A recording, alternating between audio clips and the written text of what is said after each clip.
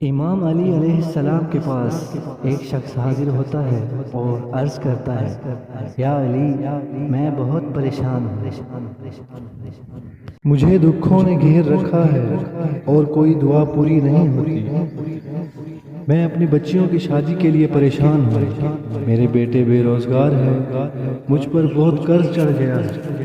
اس پر امام علی علیہ السلام نے ارشاد فرمایا، اے اللہ کے پیارے بندے، یہ دنیا مومن کے لیے آزمائش کی جگہ ہے، ذرا بتاؤ آنے والا مہینہ کون سا ہے؟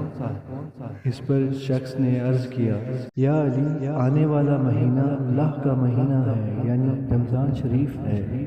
امام علی علیہ السلام نے ارشاد فرمایا، سنو، جو شخص رمضان شریف سے چند ایام پہلے سے لے کر 7 رمضان تک تہجد کی نماز ادا کیا کرے اور فجر کی نماز سے پہلے ایاک نعبد و ایاک نستعین اس تسبیح کو 207 مرتبہ پڑھے اور اللہ کی بارگاہ میں اپنی حاجت کو پیش کرے، اور اسی طرح افطار کے بعد اپنی حاجت کو اللہ کی بارگاہ میں پیش کرے، تو اللہ کے حکم سے اور اللہ کے کرم سے چند دنوں میں تمام پریشانیاں اور مصیبتیں دور ہو جائیں گی۔